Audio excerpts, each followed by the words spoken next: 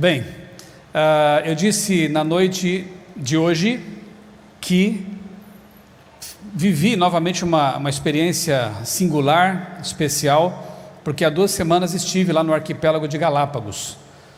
Em 2016 já havia estado lá, se quiser colocar para mim ali, por favor, a apresentação. E como resultado dessa visita em 2016, eu escrevi o livro Expedição Galápagos. Não sei quantos aqui já leram, não sei se o colégio tem por aqui, mas é um livro que me deu muita alegria, porque se tornou o livro do ano dos desbravadores, em 2019, e eu escrevi no avião. Olha só, eu tinha passado uma semana hiper cansativa lá em Galápagos. A gente fez uma série de expedições ali, científicas, à noite tínhamos palestras, foi bem puxada a programação, e na volta, tudo que eu queria era dormir um pouco, estava até com dor de cabeça. O voo de Quito, capital do Equador, para São Paulo, mais ou menos 7 horas, seria um bom momento para descansar, mas eu estava com uma ideia na cabeça, aliás, muitas ideias, né, fervilhando ali. E livro é mais ou menos assim, um artigo é mais ou menos assim, enquanto você não põe para fora, ele fica incomodando a mente. E eu pensei, será que eu vou dormir, descansar um pouco, ou vou escrever o que eu tenho na cabeça? Pensei e decidi, eu durmo em casa, eu vou escrever. E aí passei 7 horas do voo escrevendo no meu bloquinho, eu sempre levo um bloquinho de anotações comigo, não queria incomodar o passageiro ao lado com o computador ligado, então eu fui escrevendo à mão mesmo. Tenho lá em casa guardado esse bloquinho em que eu manuscrevi esse livro. Quando cheguei ao Brasil, eu só digitei, fiz os retoques finais e o livro está aí. Talvez se eu tivesse decidido dormir, o livro não viesse à luz, porque quando cheguei de volta ao trabalho, a rotina ali é bem complicada, não ia dar tempo de fazer. É um livro com personagens que eu criei. Uma personagem pelo menos é inspirada numa pessoa de verdade, a Helena, é uma menininha de 10 anos, norte-americana, que eu conheci lá enquanto subíamos o vulcão Sierra Negra, muito falante, muito animada, e eu me inspirei na Helena para criar a personagem Helena do livro. Mas o Tiago, o Léo e outras personagens são criados, são inventados, é uma ficção. Mas tudo que o Tiago experimenta no livro, eu experimentei lá em Galápagos. Então cada lugar que ele vai, tem fotos inclusive que eu tirei lá, né, estão no livro. Cada lugar por onde ele passa, de fato eu passei. Então são experiências reais, vividas em primeira pessoa. Aí estão duas fotos, né, de 2016. Ali está a Fazenda das Tartarugas. Já vou mostrar para vocês um pequeno vídeo de 2 semanas atrás.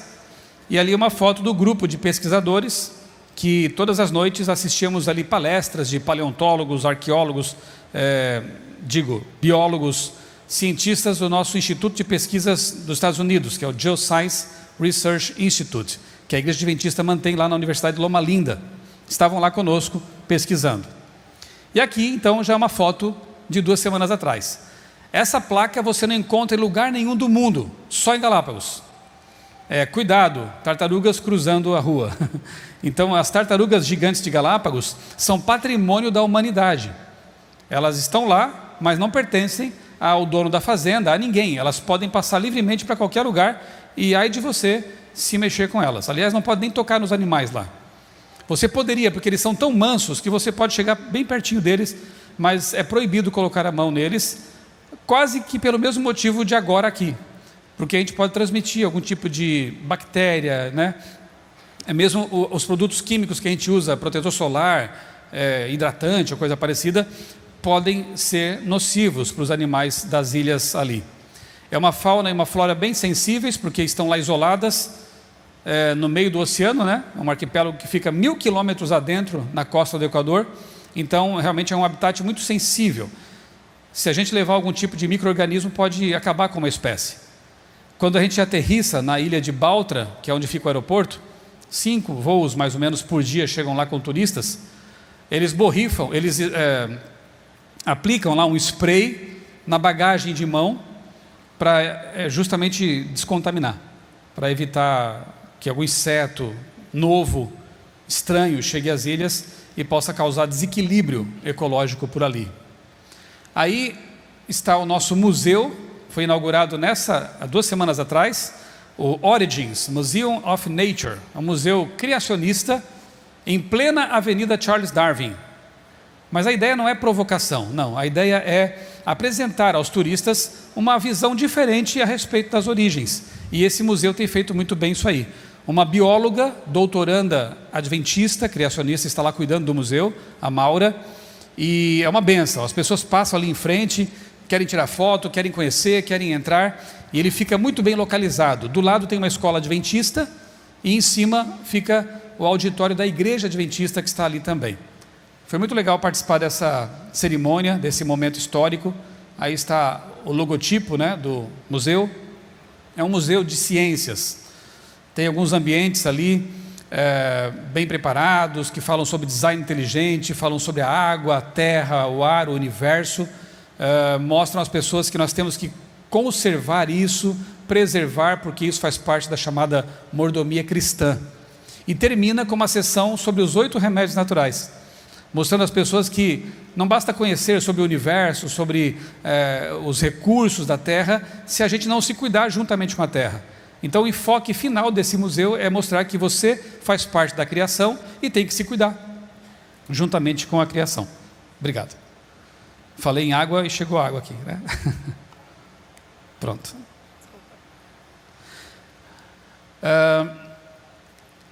Aí é o dia em que nós subimos o vulcão Sierra Negra, fica 1.100 metros de altura em relação ao nível do mar, e lá em cima tem a 2ª maior caldeira vulcânica do mundo. O que é uma caldeira vulcânica?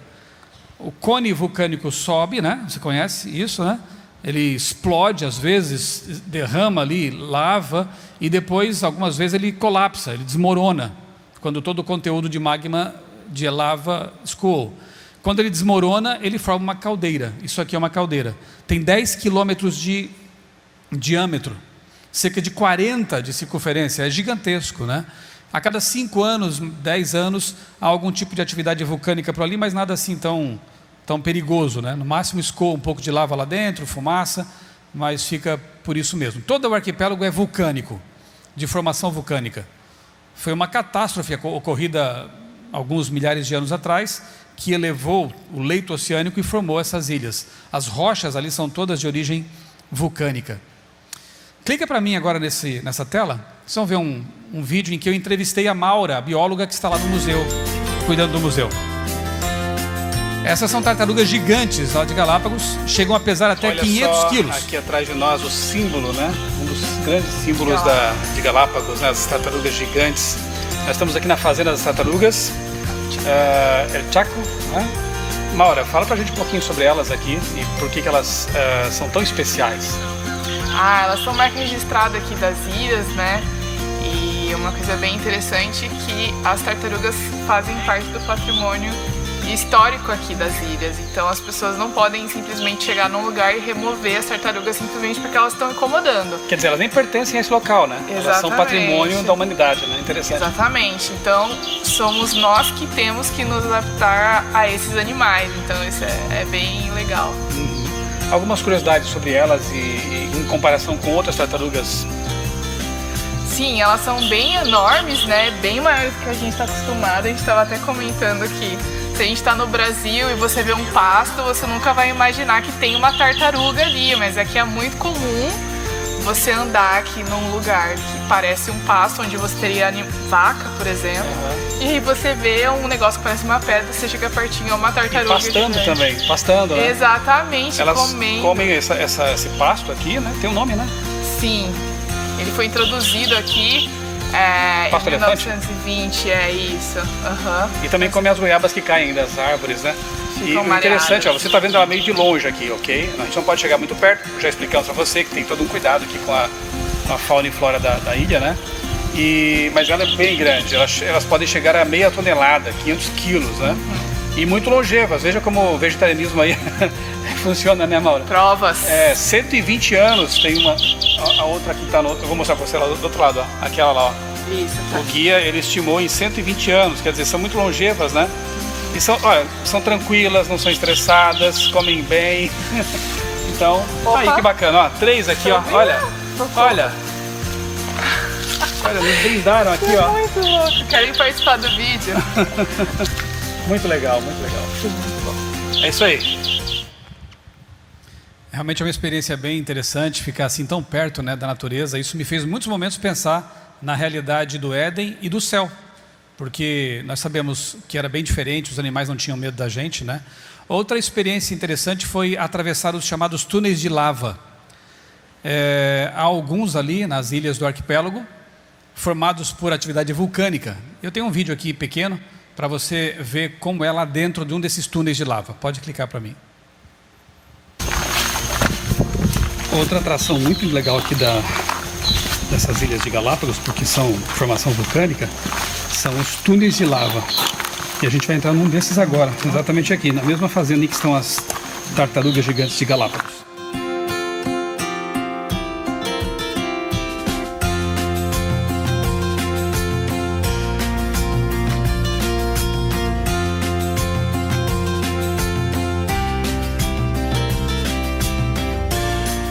Nós estamos aqui embaixo já. E o interessante é a comparação que o guia fez aqui para a gente entender o processo. Imagine um chocolate aquecido, a parte de fora, a crosta, ela endurece mais rapidamente em contato com o ar. No entanto, o que está lá dentro fica ainda amolecido. Então imagine isso aqui como sendo uma grande barra de chocolate. A parte exterior, que é a casca que você está vendo aqui, ela solidifica, porque esfria, né, em contato com as partes mais frias, né, da superfície, do ar. E o que estava aqui dentro é então a parte do chocolate que estava quente ainda e que vai se deslocando ou por gravidade ou por pressão dos gases vulcânicos, formando então esses túneis, impressionantes túneis de lava.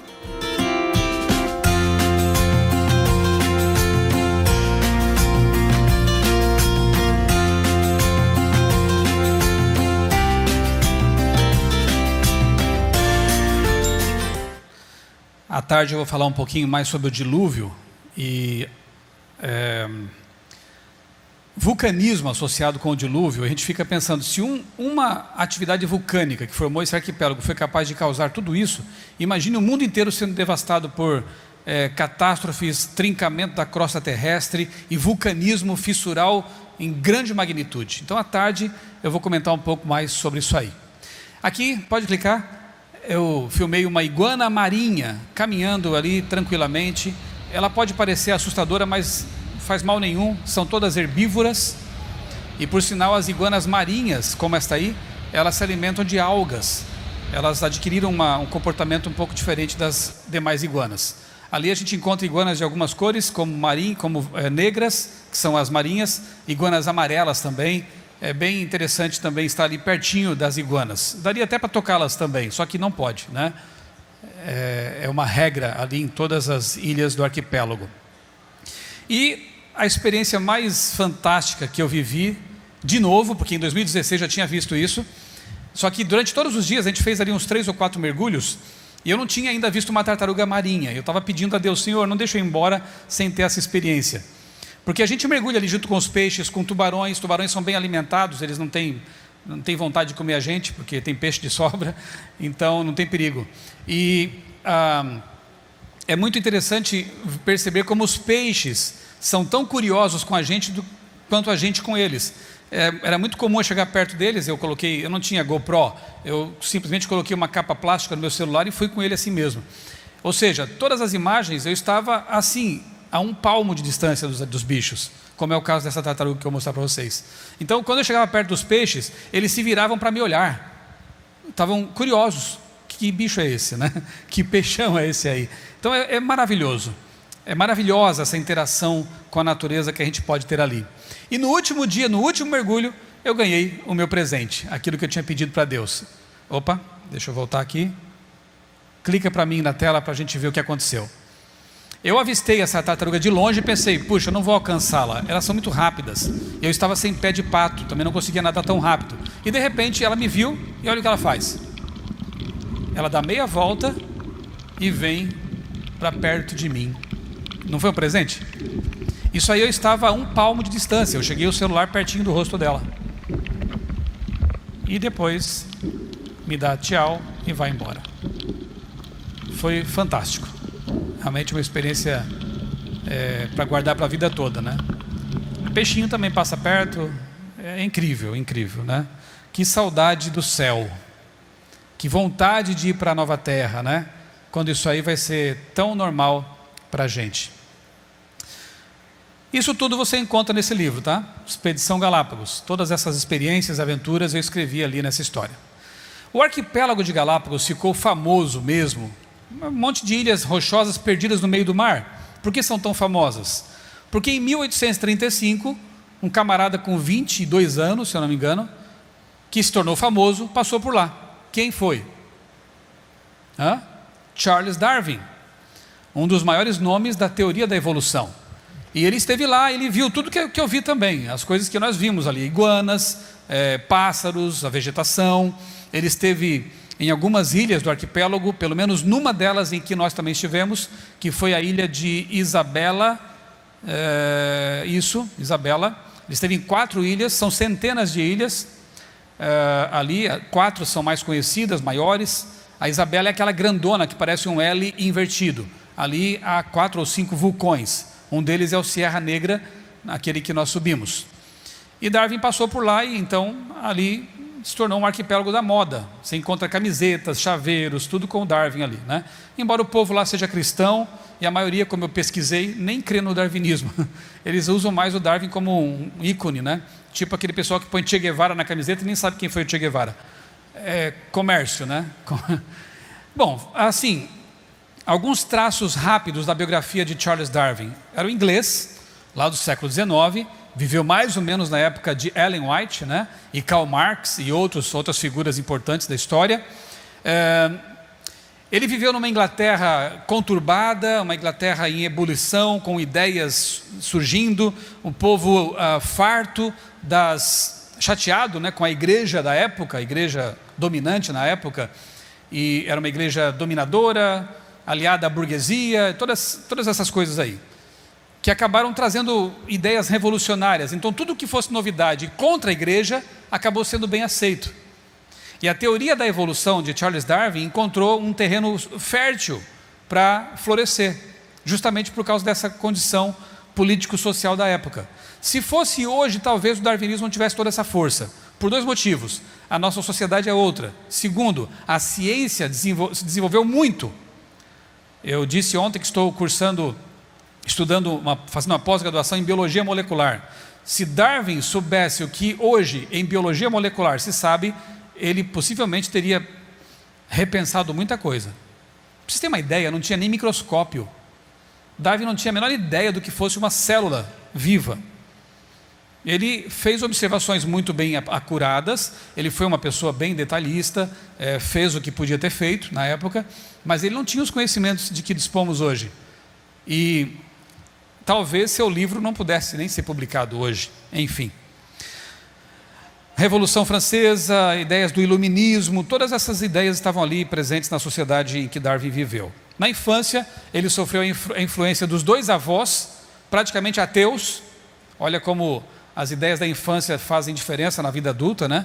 Um dos avós dele, o materno, era um cristão, mas cheio de dúvidas, era quase um agnóstico. O outro avô era ateu. E claro que eles influenciaram bastante o menino, né? Para um dos avós, o Erasmus Darwin, a Bíblia era um livro qualquer. Ele não dava nem importância à Bíblia. Ele não cria que era necessário que houvesse um designer para o universo, como eu demonstrei à noite para vocês. Quando Darwin estava mais crescido, né, jovem, o pai dele, que era médico, o enviou para Edimburgo para estudar medicina. Mas Darwin não gostou desse curso, não queria ser médico. Mas o tempo que ele ficou lá, infelizmente, causou alguns estragos, ou aumentou os estragos na formação do caráter dele. Por quê? Lá em Edimburgo, ele se associou a um grupo chamado Plinianos, que era uma turminha de jovens que queriam revolucionar o mundo e eram todos, olha só, evolucionistas. Especialmente o líder desse grupo, que não cria em Deus, também não cria na Bíblia e tinha ideias evolucionistas, antes mesmo de Darwin publicar seu livro. Aliás, vai demorar anos para Darwin fazer isso, né? Ele conheceu lá, bom, essas informações que eu estou passando para vocês não são invenção minha, estão presentes em biografias como esta aqui, que é um calhamaço de mais de 500 páginas, que eu tive que ler em 2016 para poder ir até Galápagos. Os biógrafos de Darwin é que dizem essas coisas. E eles inclusive reconhecem isso aí, que as doutrinas da igreja estabelecida estavam sendo impugnadas, ciências dissidentes defendidas. Isso deve ter afetado o impressionável garoto de 17 anos. Os próprios biógrafos dizem que esse contexto social e essas ideias às quais Darwin com as quais ele teve contato, acabaram influenciando a mente dele. Mas é óbvio, nós somos seres influenciáveis, somos fruto do nosso meio. Louve a Deus porque você está num ambiente que vai influenciar você para toda a vida, para o bem, porque nós somos influenciáveis. A nossa liberdade consiste em escolher o que vai nos influenciar. Os livros que eu escolho ler, os filmes que eu escolho assistir, os sites pelos quais eu vou navegar. Eu posso escolher esses conteúdos, mas escolher ser influenciado por eles, eu não tenho essa escolha. Eu serei influenciado. Por isso que Ellen White diz que somos transformados pela contemplação. E é por isso que eu tenho que escolher sempre bons conteúdos. Darwin talvez não tivesse sido um evolucionista, se na infância, se na juventude, não tivesse tido contato com essas ideias, com esse cenário, com esses contextos, né?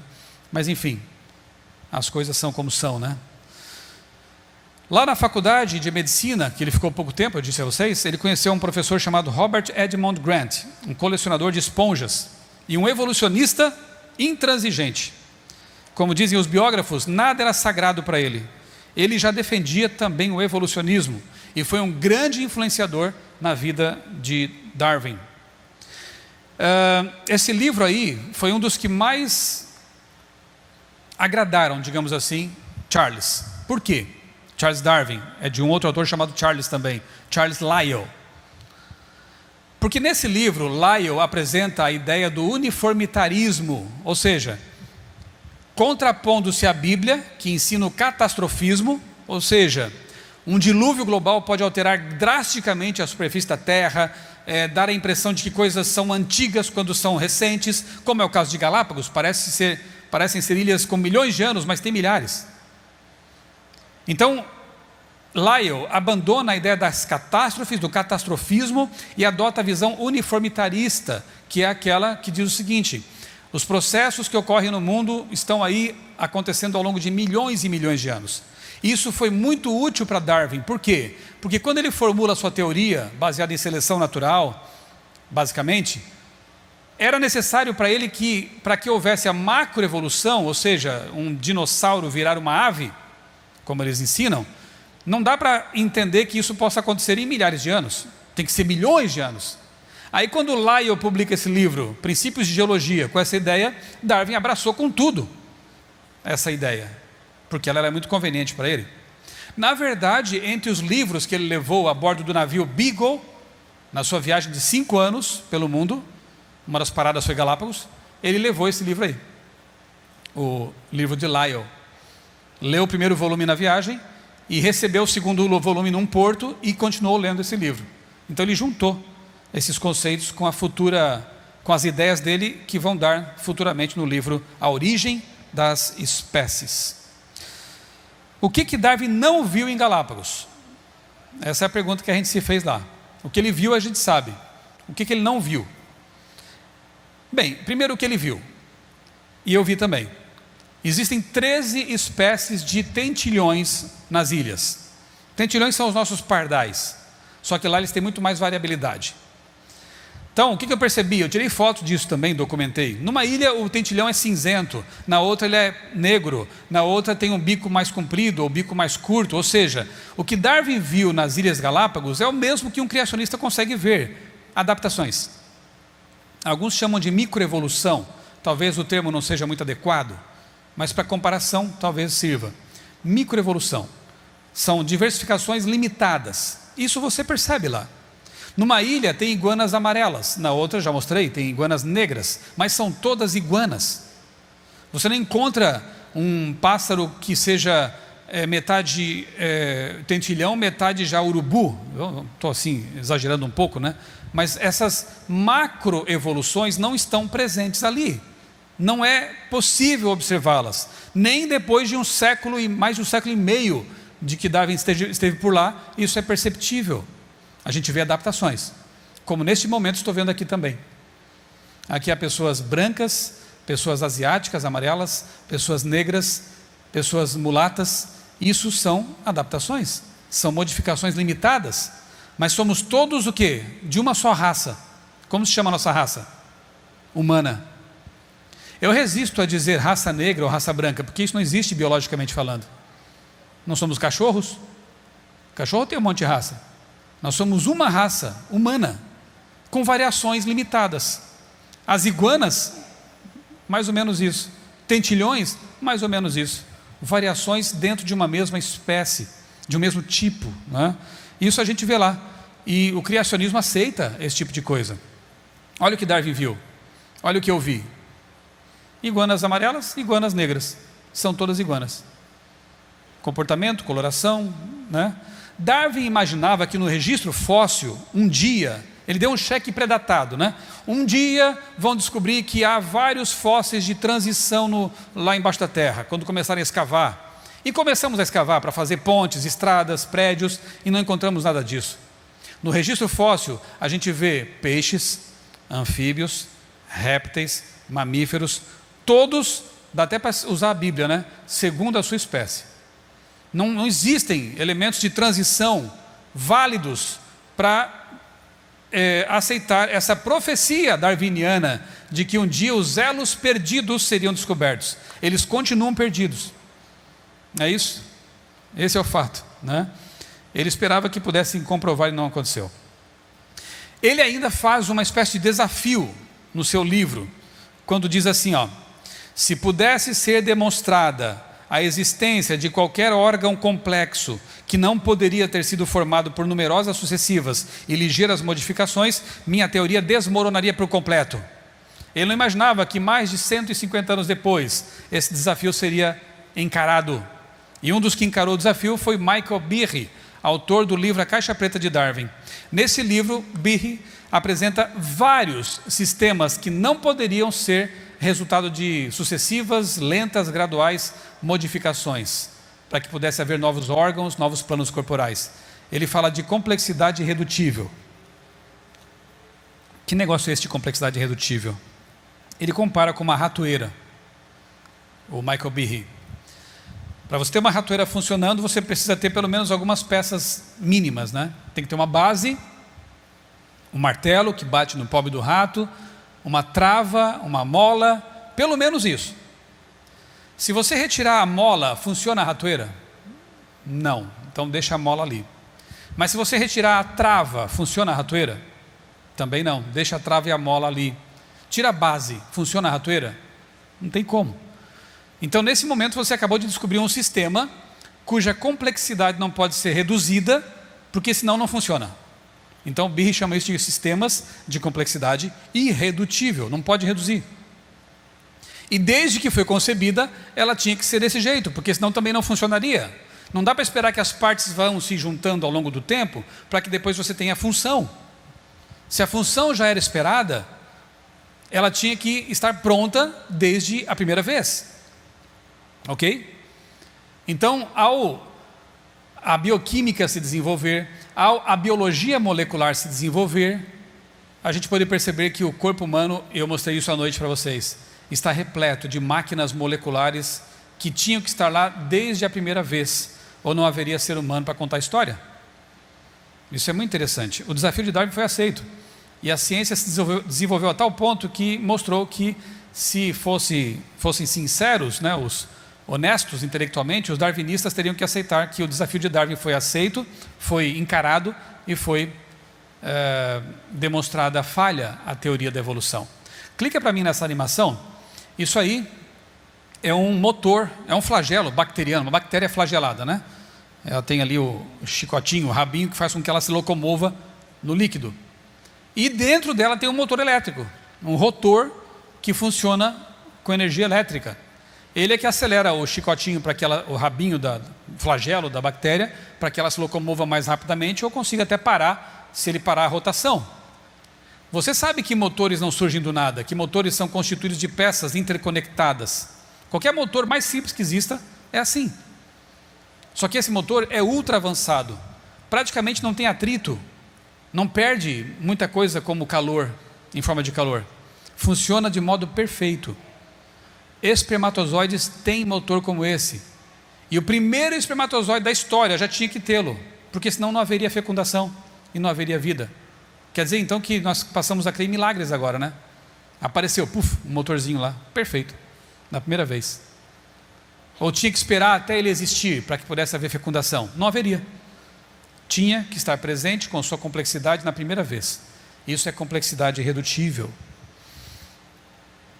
Uma notícia interessante, né? Alguns anos atrás foi noticiado que na Rússia cientistas encontraram uma peça metálica que faz parte de uma engrenagem, um dente de uma roda dentada, num veio de carvão datado em 300 milhões de anos, segundo a cronologia evolucionista. Agora me diga, o que uma peça de uma engrenagem fazia dentro de um veio de carvão com 300 milhões de anos? Segundo os evolucionistas, a humanidade não existia nessa época. No máximo, talvez dinossauros, e quando se saiba, dinossauros não faziam peças metálicas. Metalurgia, né? Não precisa nem dizer que essa notícia foi uma bomba nos meios científicos. Nem foi tão divulgada, até porque ela é constrangedora. E aí tentaram explicar, se debruçaram sobre o fato, ficaram ali pensando, aí está a peça, ó, claramente moldada, e numa liga metálica que é artificial, alguém fez. Sabe qual foi a explicação que um cientista deu para que todo mundo ficasse contente? Que só pode ter acontecido foi o seguinte: há 300 milhões de anos, uma nave alienígena passou por aqui, perdeu uma peça, caiu num banhado, e depois com o tempo aquilo virou carvão e ela ficou lá. O que você acha dessa explicação? Para manter um modelo, para manter uma hipótese, às vezes se apelam para ideias absurdas, no desespero de manter uma hipótese. Você percebeu? Porque se formos honestos, nós temos que concluir duas coisas só. Primeira, dinossauros faziam peças metálicas. Não, então só sobra uma. Havia humanos nessa época. Não, então só sobra uma terceira. Essa época não é tão antiga e alguém fez essa peça. Mas aí se derruba dois conceitos fundamentais para a evolução. Primeiro, não havia humanos naquele tempo. Segunda, o tempo é muito antigo. Tem que ser milhões de anos para nós.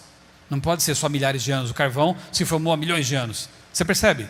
É quando você salva a teoria dos fatos, e não o contrário. Os fatos é que deveriam mudar, se preciso, a teoria, se ela se demonstrar falha. Mas o que me chamou a atenção nessa notícia foi o seguinte: nenhum cientista ousou dar a seguinte explicação. Gente, será que não foram pedacinhos de metal que foram se juntando com o tempo? Depois, com o vulcanismo ali, eles derreteram, se moldaram ao longo de milhões de anos, até formar uma pequena engrenagem, uma parte de uma engrenagem. Ninguém falou assim, porque isso é um absurdo. Como eu mostrei à noite, quando você vê um motor, você supõe que alguém fez o motor. Quando você vê uma montanha com 4 rostos, você já supõe, né, que alguém fez aquilo. Quando você vê um código, você já pressupõe que há um codificador. Quando você vê um design, você sabe que há um designer. Quando você vê uma peça metálica, você sabe, alguém fez, nem que tenha sido um ET.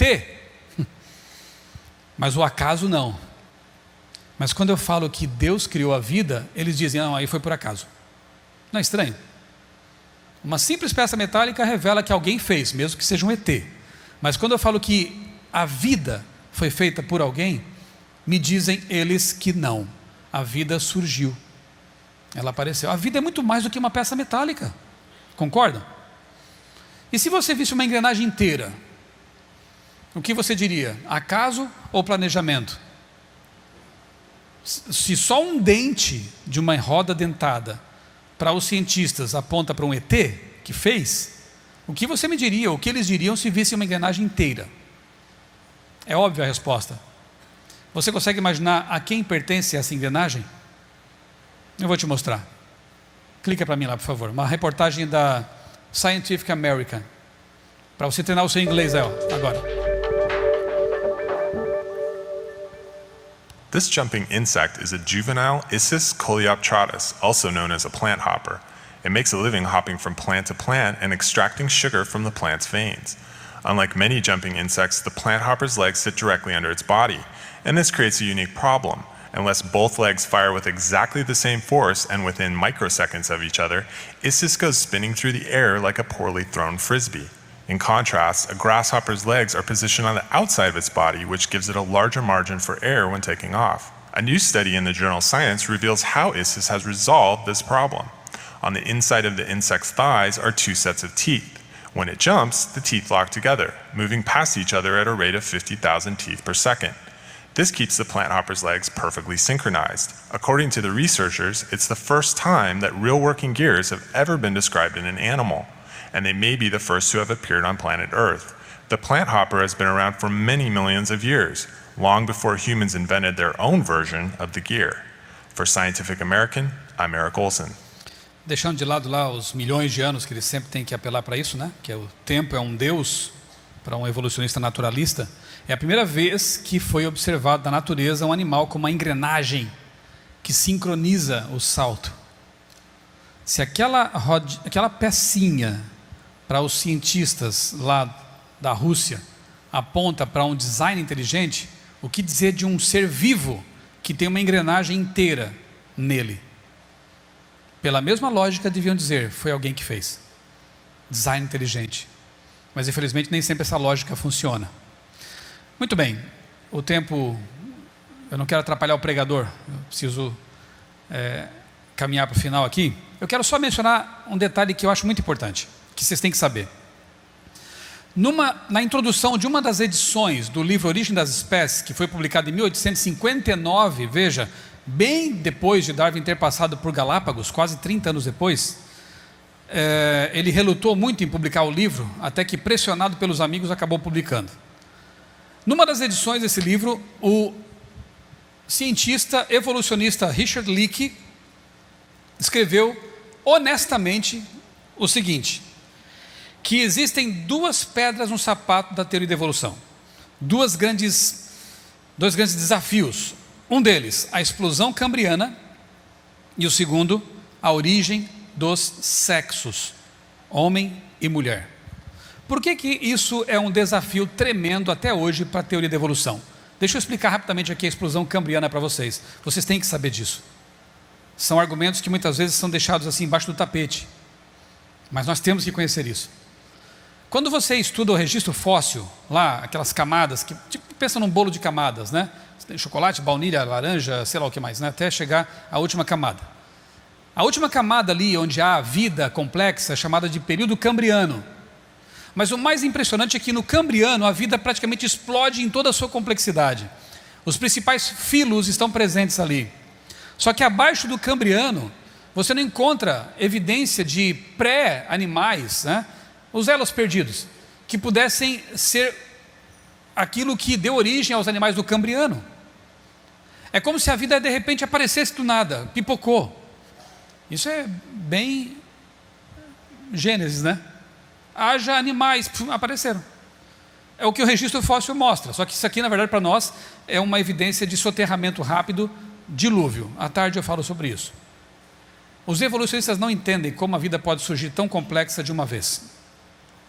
Ali estão os trilobitas, amonitas, animais com olhos, células, máquinas moleculares, tudo que a gente conhece como complexidade de hoje está presente ali. Reprodução, tudo isso. Como pode acontecer um negócio desse? Por isso que Richard Leakey honestamente diz, é um grande problema para a evolução. Grave essa expressão, explosão cambriana. Segundo, a origem dos sexos, homem e mulher. Porque segundo a teoria da evolução, o que surge primeiro? Seres unicelulares, assexuados, se reproduziam por divisão, né? Diferentemente dos seres sexuados, que precisam se encontrar, ter ali cópula e se multiplicarem. Mas em algum momento da história evolutiva deve ter aparecido então um macho e uma fêmea em algum lugar. Só que a coisa fica bem complicada, porque eu vou assim simplificar ao máximo para você entender o problema. Imagine que há 100 milhões de anos, eu vou chutar as datas e tudo mais, tá? Só para simplificar. Imagine que há 500 milhões de anos, por mutação aleatória, porque é assim que funciona, surge um organismo com o sistema reprodutor masculino. E quando eu falo isso, não é só a parte morfológica, né? Anatômica. São hormônios relacionados para a função, são neurônios especializados na função, uma série de complexidades que estão envolvidas no possuir um órgão. Mas ele surgiu por mutação prontinho. E tem que estar prontinho e funcional, porque senão não adianta para nada. 500 milhões de anos surgiu o macho. 200 milhões de anos surgiu uma fêmea com um órgão reprodutor feminino, com toda a sua complexidade e funcional. Adianta alguma coisa? Pensa comigo. 500 milhões, 200 milhões de anos. Nunca iriam se encontrar. Tá, então vamos dar uma chance. Primeira chance já demos. Surgir um órgão complexo, funcional, por mutação. Agora demos a segunda chance. Eles apareceram na mesma época então. Os dois apareceram 500 milhões de anos atrás, o macho e a fêmea. Só que o macho surgiu na China pré-histórica e a fêmea surgiu no IAESC pré-histórico. Não tinha IAESC em Santa Catarina pré-histórica. Adianta alguma coisa? Também não. Nunca vão se encontrar. Então vamos conceder o terceiro milagre. Surge macho e fêmea na mesma época e no mesmo local. Bem, não acabou a história. Agora eles têm a chance de se encontrar. Eles se encontram e são compatíveis. O macho e a fêmea são compatíveis, embora sejam diferentes. Quarto milagre. E o quinto é, unindo-se, eles dão origem a um outro ser, esse também capaz de se reproduzir. Quinto milagre. E fala para mim, eu que sou crente? Eu que sou o crente na história, né? Porque eu acredito num livro que diz, macho e fêmea os criou. Porque eu acredito num livro que diz, se tem um design, tem um designer. Se tem um propósito, é porque alguém anteviu e fez isso para ser desse jeito. Deus criou homem e mulher. E só assim é que a raça humana pode existir. E só assim, é só por isso que estamos aqui, hoje. Mas eles acreditam em muito mais milagres do que a gente. Eu acho que eles são mais crentes do que eu, na verdade. Não sou eu que estou dizendo isso. O Richard Leakey, um cientista evolucionista, diz, a origem dos sexos continua sendo um problemão para a evolução. E é. Já discuti com vários evolucionistas esse assunto e realmente é uma coisa complicada. Quer mais um detalhe? Existe só um gene masculino que codifica a produção de espermatozoides, que é o gene Bowley. Se esse gene, ao longo dos milhares de anos, tivesse sofrido alguma mutação, acabou a raça humana. Se esse gene não existia no começo, não tinha a raça humana. É o tipo de gene complexo que tinha que existir desde o começo e que nunca pôde se alterar ao longo da história, porque a coisa desandaria. Percebeu?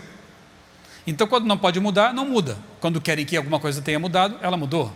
É muita escorregadia, né? Essa ideia. Enfim, Darwin não viu em Galápagos 3 coisas basicamente. Evidências de macroevolução. Por quê?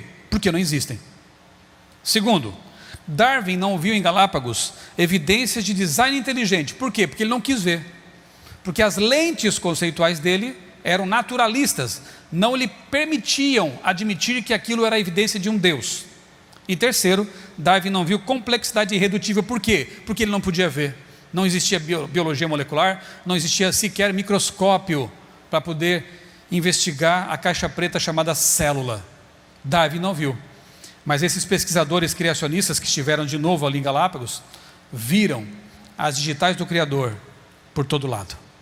Porque elas estão nas plantas, estão nas pedras, estão nas aves, nas iguanas, nos seres criados.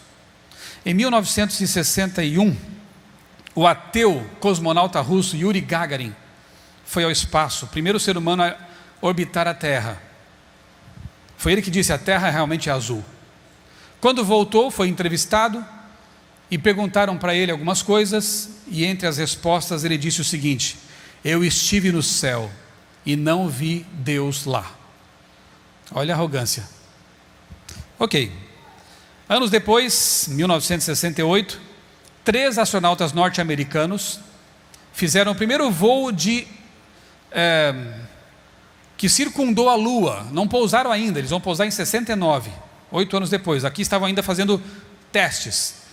Eles vão então com o seu foguete, dão a volta na Lua, e quando estão circundando a Lua, eles sabiam que iriam ver uma cena fantástica, que um dia eu também quero ver, quando estiver subindo para a Cidade Santa, Nova Jerusalém. Aqui da Terra a gente vê a Lua nascer e se pôr, já é fantástico. Na Lua é possível ver a Terra nascer e se pôr, e a Terra é bem maior que a Lua, deve ser realmente um espetáculo maravilhoso. E eles sabiam que dali a pouco tempo eles iriam ver essa cena, e estariam conectados com a Terra por ondas de rádio, e ficaram pensando, o que nós vamos falar para a Terra, quando abrir, né, a comunicação com o nosso planeta. Era noite de Natal, 24 de dezembro, eles pensaram, e quando a Terra começa a aparecer, a comunicação é aberta, eles, os três, juntos dizem, no princípio criou Deus os céus e a terra. E eles recitam todo o primeiro capítulo de Gênesis. Isso está no YouTube, se você procurar tem lá. O áudio foi preservado. É lindo, é de arrepiar. A gente fica maravilhado com isso. Eram cientistas, eram militares, não eram religiosos, nem poetas, mas eles escolheram ler Gênesis capítulo 1. Por que Gagarin não viu e eles viram? Porque Gagarin cresceu num regime comunista ateu. As lentes conceituais dele foram moldadas por essa visão de mundo. Os astronautas cresceram num país protestante, cristão. As lentes deles eram outras. Portanto, Deus está lá. A gente só precisa ajustar os óculos.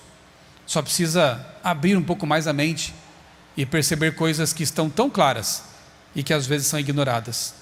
Que Deus nos ajude a enxergar da maneira correta aquilo que Ele deixou para nós, as pistas, as digitais dele espalhadas pela criação. Amém.